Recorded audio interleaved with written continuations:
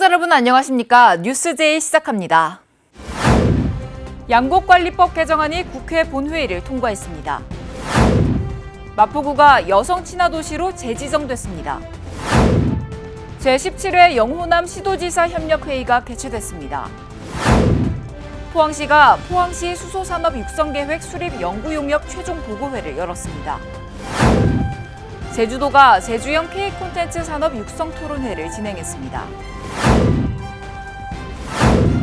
정부가 초과 생산된 쌀을 의무 매입하도록 하는 양곡관리법 개정안이 우여곡절 끝에 국회 본회의를 통과했습니다. 하지만 윤석열 대통령이 거부권을 행사할 것이란 전망이 우세해 개정된 법이 실제 시행될지는 미지수입니다. 국회의장의 중재에도 여야가 한치 양보 없이 평행선을 달리던 양곡관리법 개정안이 더불어민주당의 수적 우세 속에 본회의를 통과했습니다. 재석 266인 중 찬성 169인, 반대 90인, 기권 7인으로서 양곡관리법 일부 개정 법률안 대안에 대한 수정안은 가결되었음을 선포합니다. 양곡관리법 개정의 핵심은 쌀 초과 생산량의 정부 의무 매입입니다. 쌀 초과 생산량이 수요 대비 3에서 5% 이상이거나 쌀값이 전년 대비 5에서 8% 이상 하락할 경우 정부는 과잉 생산된 쌀을 반드시 매입해야 합니다. 민주당은 정부 의무 매입이 농가 소득과 쌀값 안정을 위한 최소한의 장치라는 입장입니다. 풍년의 성과가 농민들에게 귀하게 다가설 수 있도록 하기 위해서는 쌀의 시장의 수급 안정을 꼭 달성해야 합니다. 반면 국민의힘은 의무 매입이 시장 가격에 혼선을 줘 농업 전체의 붕괴를 초래할 것이라며 윤석열 대통령에게 거부권 행사를 건의했습니다. 반대 의사를 밝혀온 윤 대통령이 거부권을 행사할 것이란 전망에 무게가 실리고 있습니다. 농민단체인 전농까지도 반대하고 있는 법안입니다. 곰곰이 생각해보니 이것은 우리 농업을 파괴하고 정부를 곤란에 빠뜨리게 하는 그런 방법이라는 생각밖에 들지 않습니다. 민주당은 대통령이 거부권을 행사하면 재적 의원 과반 출석에 3분의 2 찬성이 필요한 재의결보다는 보완 입법을 통해 양곡관리법 개정의 취지를 살리기로 했습니다. 지역 기업들은 지리적인 한계로 인해 수도권에서 영업 활동을 하는데 어려움이 있는데요.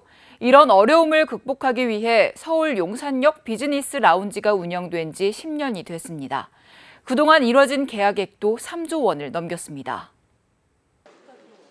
서울 용산역 4층에 위치한 광주 전남 전북 비즈니스 라운지입니다. 수도권 등 다른 지역 기업들과 회의나 계약 등을 진행할 공간이 마땅치 않은 지역 기업들을 위해 호남권 상공회의소들이 함께 마련한 공간입니다. 호남선과 전라선 고속열차의 기점이자 종점인 용산역에 위치한 데다 회의실 3개와 휴게 공간 등을 무료로 이용할 수 있어 지역 기업인들에게 인기입니다. 남는 시간에 업무를 볼 수 있는 부분이 너무 좋고요. 또 용산역에서 회의실 잡기가 좀 쉽지가 않아요. 근데 광주 전남 기업들은 거기에서 회의실을 미리 좀 예약해서 쓸 수 있으니 회의하는데 굉장히 좋습니다. 어느덧 운영 10년. 지금까지 비즈니스 라운지에서는 7,000차례 가까운 비즈니스 협상이 진행됐습니다. 덕분에 지역 기업들은 수도권뿐 아니라 중국, 일본, 베트남 등 해외로 진출하는 성과를 올렸습니다. 코로나19 사태가 점차 진정되면서 이용객은 더 늘고 있습니다. 올해 1, 2월 2달 동안에만 3천여 명이 라운지를 이용했고 하루 5건 안팎의 회의가 꾸준히 진행되고 있습니다. 지난 10년간 약 14만 명의 기업인들이 비즈니스 라운지를 이용하였습니다. 앞으로도 비즈니스 라운지가 호남 지역 기업인들의 실질적인 비즈니스 장이 될 수 있도록 다양한 서비스를 지속적으로 확대할 계획입니다. 광주 전남 전북 비즈니스 라운지가 지리적인 한계로 어려움을 겪던 지역 기업들의 수도권 거점으로 자리 잡고 있습니다. 이어서 수도권 소식입니다. 여성가족부는 매년 전국 지방자치단체를 대상으로 여성 친화도시를 지정하는데요. 마포구가 다시 한번 여성 친화도시로 지정됐습니다. 마포구가 지난 16일 정부 서울청사에서 여성가족부와 여성친화도시 지정협약식을 진행했습니다. 이번 지정은 2012년, 2017년에 이어 세 번째입니다. 이는 서울시 최초 여성 친화 도시 공공시설 가이드라인 구축, 임산부, 장애인, 노약자 등 전국 최초 교통약자를 위한 배려 주차 공간 BPA 조성 등 다양한 여성 친화 도시 정책을 추진한 노력을 인정받은 것입니다. 구는 올해부터 2027년까지 여성 친화 도시로 운영되며 관련 정책 인프라 확충, 안전 네트워크 운영 강화 등에 최선을 다할 예정입니다. 마포구는 이번 재지정과 함께 여성 친화 도시를 선도하는 자치구로서 계속해서 노력할 것입니다. 마포구가 어르신 주민 참여 효도밥상 후원 기탁식을 진행했습니다. 지난 14일 마포구청 구청장실에서 75세 이상 어르신 주민 참여 효도밥상 후원 기탁식이 개최됐습니다. 이에 마포구청장과 마포복지재단 이사장, 참석한 관계자들이 함께 기탁식을 진행하고 구에 감사를 전하는 시간을 가졌습니다. 먼저 이날 오전에는 마포농수산물시장 상인협동조합이 300만 원을 후원했습니다. 후원금은 조합 회비 및 조합원들이 개인적으로 모은 것으로 이를 통해 아름다운 나눔을 실천했습니다. 이후 오후에는 염리동에 위치한 주식회사 솔트카페가 후원금 200만 원을 기탁했습니다. 이는 수입을 일부 기탁한 것으로 주식회사 솔트카페 대표 및 염리동 주민센터 동장 등이 기탁식에 함께했습니다. 이번 후원금은 4월부터 시범으로 실시될 75세 이상 어르신 주민참여 효도밥상에 큰 힘이 될 것으로 기대됩니다. 광역시 소식입니다. 대구시가 올해 친환경 전기 시내버스 20대와 수소 시내버스 2대를 도입합니다. 대구시가 올해 친환경 전기 시내버스 20대와 수소 시내버스 2대를 도입합니다. 대구시는 미세먼지로 인한 시민들의 건강을 지키고 교통약자의 이동권 확대와 미래형 교통체계 구축을 위해 총 88억 원의 사업비를 확보해 친환경 시내버스를 구축하고 충전 인프라도 확대합니다. 전기 시내버스는 7월부터 운행하며 수소 시내버스는 시내버스 대폐차 일정에 따라 10월부터 운행할 계획입니다. 대구시를 비롯한 영호남 8개 시도지사가 민선 8기 처음으로 화합과 교류를 통한 지역균형 발전을 위해 제17회 영호남 시도지사 협력회의를 열었습니다. 이날 영호남 시도지사들은 지방분권과 균형발전 공동협력과제 8건과 영호남 광역철도망, 도로망 구축 등 지역균형발전 건의과제 12건을 논의했습니다. 대구시는 자율적 조직 구성 권한의 이양 필요성을 강조하고 신공항 대구 고속철도 건설과 달빛 고속철도 조기 건설, 대구 산업선 철도 연장 등의 협력을 요청했습니다. 이 밖에 도시융합특구 특별법 제정과 출산장려금 국가지원 사업 등의 안건을 논의하고 2038 하계 아시안게임 대구 광주 공동유치에 힘을 보태줄 것을 요청했습니다. 강원도 소식입니다. 평창군에서는 3월 직원 정례조회 및 공직자 열린 특강이 개최됐습니다. 이날 평창군 전 직원이 모인 가운데 3월 직원 정례조회를 통한 직원 간의 소통의 장이 마련됐습니다. 또 강원도 국비전략지원관인 서동진 서기관을 초청하여 공직자 열린 특강도 개최했습니다. 서동진 서기관은 이날 특강에서 정부 예산 확보 전략을 주제로 열정적인 강의를 펼쳤습니다. 이어 국민의 인지도가 높지 않은 고향 사랑기부제의 활성화를 위한 홍보 및 제도에 대한 교육도 실시됐습니다. 평창군이 노인 일자리 신규 시장형 사업단인 청춘보리밥의 개점식을 가졌습니다. 청춘보리밥은 강원도 특화형 100세 시대 어르신 일자리 공모 사업으로 초기 사업비 8천만 원과 추가 사업비 3천만 원을 투자하여 안전하고 쾌적한 근무 환경을 조성했습니다. 노인 일자리 지원 기관인 평창 시니어 클럽이 운영하고 있으며 만 60세 이상 어르신 16명이 일자리 근로자로 참여합니다.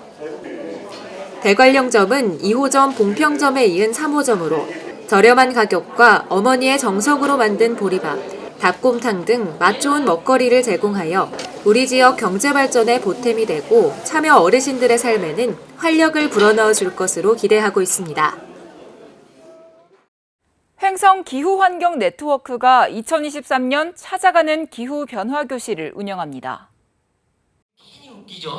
이번 프로그램은 3월부터 11월까지 기후변화교육센터 및 다양한 현장에서 열리며 세제, 비누, 화장품 등 각종 친환경 제품을 만드는 체험형 프로그램으로 구성됐습니다.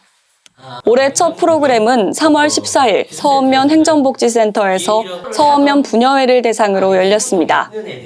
횡성읍에 소재하고 있는 횡성기후환경 네트워크는 2014년 설립돼 환경보전을 위한 왕성한 활동을 펼치고 있습니다. 계속해서 충청도 소식입니다. 충북도와 충북물포럼이 세계 물의 날 기념 행사를 청남대 대통령기념관에서 개최했습니다. 행사는 식전 공연과 물관리 발전 유공자 표창 등의 순으로 진행됐습니다. 2023년 세계 물의 날 유엔 주제는 변화의 가속화로 기후위기로 인한 환경변화의 가속화와 이에 대응하기 위해 다양한 주체들의 노력을 가속화할 필요가 있다는 의미가 담겨 있습니다. 김영환 충북지사는 그간 충북의 물관리 발전에 크게 기여한 33명에게 환경부 장관 표창과 도지사 표창을 각각 수여했습니다. 기념사를 통해 김 지사는 기후변화로 인한 물 부족 현상을 언급하면서 물관리의 중요성을 강조했습니다. 아울러 올 한 해를 청정환경 충북, 맑은 물 실현의 원년으로 삼고자 하는 의지가 담긴 퍼포먼스도 진행됐습니다. 국토교통부가 영동 오창간 고속도로 건설 사업에 대해 민간 투자 사업 방식으로 결정하고 한국개발연구원에 민자 적격성 조사를 의뢰했습니다. 영동 오창 고속도로는 경부고속도로와 중부고속도로의 기능을 보완하고 충북 내륙 개발을 촉진할 것으로 기대됩니다. 지난 국토부와 충청권 4개 시도의 지역발전협력회의에서 김영환 충북지사가 영동 오창 고속도로의 사업 방식을 조속히 결정해 줄 것을 건의했고 원희룡 국토부 장관은 금년 1분기 내로 결정할 것을 약속한 바 있습니다. 한국개발연구원의 민자 적격성 조사 결과 타당성이 있다고 나오면 제3자 공고와 사업 시행자 지정 등을 거쳐 이르면 2026년 착공과 2031년 개통이 이루어질 것으로 예상됩니다. 충북도가 못난이 김치를 베트남 하노이에 본격적으로 수출합니다. 이번 못난이 김치 베트남 수출은 베트남 김치 시장을 분석하고 치밀하게 준비한 결과로 지난 2월 호주 멜버른에 이은 두 번째 수출입니다. 못난이 김치는 4월부터 소포장 단위로 소비자에게 선보일 예정으로 지속적으로 수출 물량이 늘어날 것으로 예상됩니다. 도는 충북김치 수출 지원 사업과 농식품 상설 판매장 운영 등을 추진하고 있으며 적극적인 해외 마케팅을 통해 향후 미국과 일본 등으로 수출을 확대할 계획입니다. 이어서 경상도 소식입니다. 경상북도 여성단체협의회가 경북 여성단체협의회 10개 회원단체와 11개 시군 여성단체협의회의 회장 이취임식을 개최했습니다. 이철우 경북도지사는 여성단체 회장으로 재임하면서 지역사회 발전에 앞장서고 양성평등과 여성의 권익 신장에 기여한 전임 회장들에게 감사패를 전달했습니다. 이어 축사를 통해 그동안 태풍 흰남노 봉사활동 등 지역의 어려운 일에 늘 앞장서 수고가 많으셨고 경북과 함께하는 밝은 미래를 응원한다며 감사 인사를 전했습니다. 신임 회장에게는 진정한 양성평등이 이뤄지기 위해서는 생각의 전환이 필요하다고 강조하고 새로운 변화의 주역은 바로 여성 지도자, 적극적으로 지역 발전의 변화에 앞장서 줄 것을 당부했습니다. 한편 경상북도 여성단체협의회는 1980년 창립된 이후 여성 발전의 구심점 역할을 하고 있으며 27만 명 회원들이 사회 각 분야의 여성 차별을 없애고 지위 향상과 권익 신장을 위해 활동하고 있습니다. 포항시가 수소산업 중심지로 거듭나기 위해 관련 산업 육성에 박차를 가하고 있습니다. 이에 연구 용역을 통해 수소도시로서의 비전과 전략을 확인하며 도약의 발판을 마련했습니다. 포항시는 23일 포항시 수소산업 육성계획 수립 연구용역 최종 보고회를 가졌습니다. 보고회에서는 이번 연구용역의 결과를 검토하고 이후 포항시 수소산업의 미래에 대한 여러 의견을 나눴습니다. 시는 용역을 통해 수소산업의 동향과 포항시의 잠재력을 파악하는 동시에 이에 기반한 수소산업 육성 로드맵 및 활성화 추진 전략 등을 수립합니다. 최종 보고회에서 시는 친환경 수소경제 허브 도시로의 전환이라는 비전 아래 안정적인 수소 공급 체계 구축, 경쟁력 있는 수소산업 기반 조성 등 4대 추진 전략과 구체적인 세부 과제 및 정책 재현 등을 확인했습니다. 포항시는 현재 추진 중인 예비 수소 전문기업 육성, 수소 연료전지 인증센터 고도화 사업과 함께 이번 연구 용역으로 새롭게 발굴한 사업을 통해 수소 에너지 산업을 적극 육성할 계획입니다. 이어서 광주 전남 소식입니다. 지자체마다 지역 경제 활성화를 위해 새로운 산업단지 조성에 열을 올리는 모습 많이 보셨을 텐데요. 하지만 이렇게 조성된 산단 상당수는 분양만 되고 방치되는 경우가 많아 오히려 지역 경제에 악영향을 미치고 있다는 지적입니다. 광주 진곡산단의 한 지원용지 부지입니다. 성인 남성의 키를 훌쩍 뛰어넘는 크기의 잡초들이 무성합니다. 한쪽에는 생활 쓰레기부터 버려진 각종 사무용 가구까지 나뒹굴고 있습니다. 쓰레기 탓에 벌레의 들쥐까지 들끓으면서 입주했던 상점까지 떠나고 있습니다.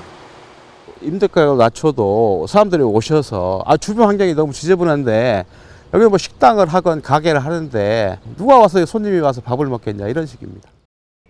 문제는 이런 부지가 이곳 진곡산단에도 10곳이 넘는다는 점입니다.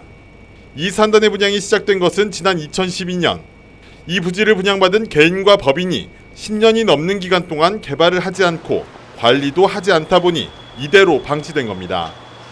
고통을 받는 주민들은 있는데 누구도 뚜렷한 해결책을 내놓지 않고 있습니다.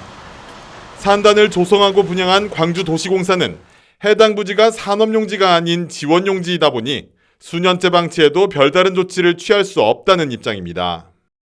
어떻게 조치할 수 있는 방법은 없습니다. 혹시 한 4, 5년 정도 택지 개발을 할 때 판매권이 전에 있기는 했어요. 지자체에서 청결 유지 명령을 내리는 게 전부인데 이마저도 제대로 이행되지 않고 있습니다.